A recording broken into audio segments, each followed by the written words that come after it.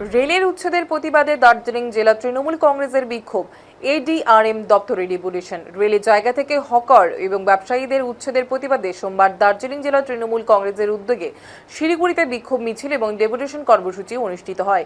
রেলের উচ্ছেদ অভিযানের ফলে দীর্ঘদিন ধরে ওই এলাকায় ব্যবসা করে জীবিকা নির্বাহ করা বহু হকার এবং ক্ষুদ্র ব্যবসায়ী সমস্যার মুখে পড়েছেন বলে অভিযোগ তৃণমূল নেতৃত্বের। তাদের পুনর্বাসনের দাবিতে এদিন এই কর্মসূচির আয়োজন করা হয়। এদিন রেল ইনস্টিটিউটের মাঠ থেকে দার্জিলিং জেলা তৃণমূল কংগ্রেসের নেতৃত্বে একটি মিছিল বের করা হয়।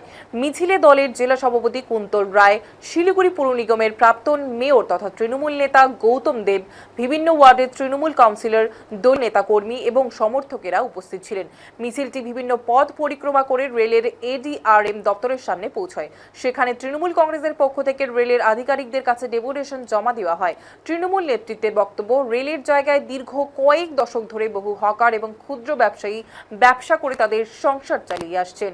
তাদের মধ্যে অনেকেই 30, 35 এমনকি 40 বছর ধরে ওই এলাকায় ব্যবসা করছে।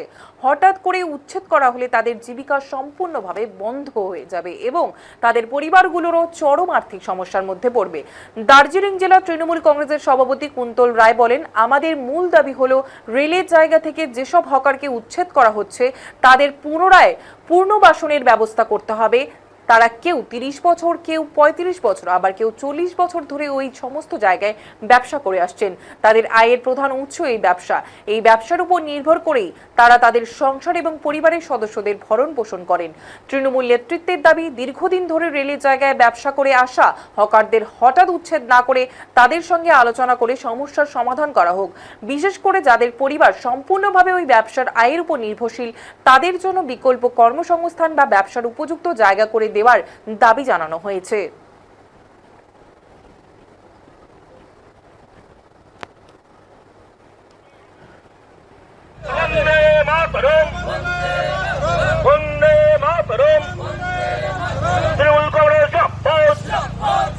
আন্দোলনের অপর নাম মমতা ব্যানার্জি জিন্দাবাদ। আন্দোলনের অপর নাম মমতা ব্যানার্জি জিন্দাবাদ। তৃণমূল কংগ্রেস জিন্দাবাদ। বাংলার অগ্নিকন্যা মমতা ব্যানার্জি জিন্দাবাদ। বাংলার লড়ছে, লড়বে। এই অবৈধ উচ্ছেদের বিরুদ্ধে তৃণমূল কংগ্রেস লড়ছে, লড়বে।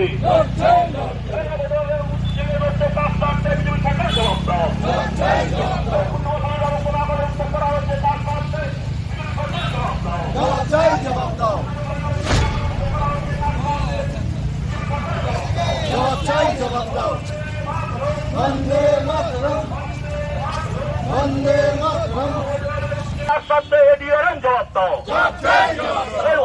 উচ্ছেদের বিরুদ্ধে তৃণমূল কংগ্রেস লড়ছে, লড়বে।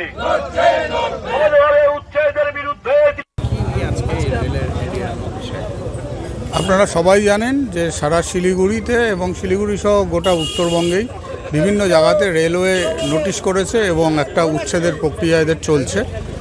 তো তার বিরুদ্ধে আমরা আজকে এখানে রেলওয়ে দপ্তরে এসেছি এবং ডেপুটেশন জমা দেব। আমাদের একটাই দাবি, রেল তার নিজের জমি ফিরিয়ে নিতেই পারে ডেভেলপমেন্টের স্বার্থে, কিন্তু বহু দিন ধরে, বহু বছর ধরে যে পরিবারগুলো এই জমিতে বসবাস করছে তাদেরকে একটা পুনর্বাসন দেওয়া হোক এবং তারা যাতে সুষ্ঠুভাবে জীবনযাপন করতে পারে সেই প্রক্রিয়াটা করে তারপরে রেল তার নিজের জমি নিক, উচ্ছেদ করুক, তাতে আমাদের কোনো আপত্তি নেই।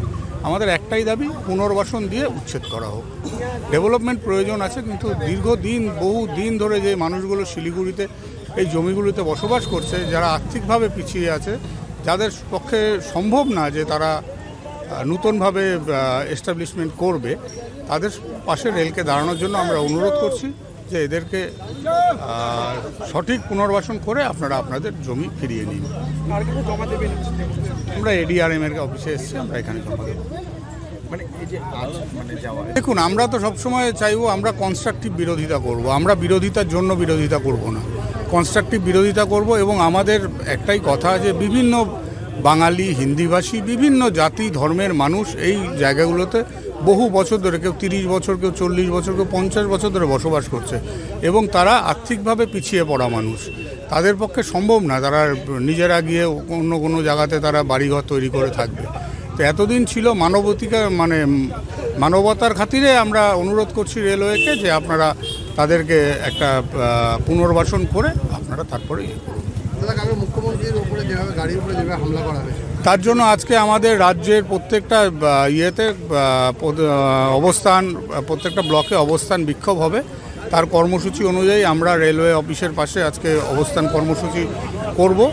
আপনারা দেখছেন একটু এখানে স্টেজও তৈরি হচ্ছে, আর কিছুক্ষণ পরে আমরা এই প্রোগ্রামটা শেষ হলে আমরা আমাদের দ্বিতীয় প্রোগ্রাম অবস্থান বিক্ষোভে আমরা যোগ দেব। বিজেপির সরকার আসার পর শিলিগুড়ি শহরে শুনেছি, দেখুন এটা ব্যাপার হচ্ছে যে এরা তো এসে 3 মাসের মধ্যে যা শুরু করেছে, আপনারা শুধু একটা নেতার কথা বলছেন জমি দখল হয়েছে। বিভিন্ন জায়গাতে আপনারা নিউজ চ্যানেলে নিউজ পেপারে পাবেন প্রতিনিয়ত তোলাবাজির ঘটনা ঘটছে। 2 দিন আগে শহরে 50 লক্ষ টাকা কোনো ব্যবসায়ীর কাছে দাবি করা হয়েছে, তার জন্য একজনকে অ্যারেস্টও করা হয়েছে।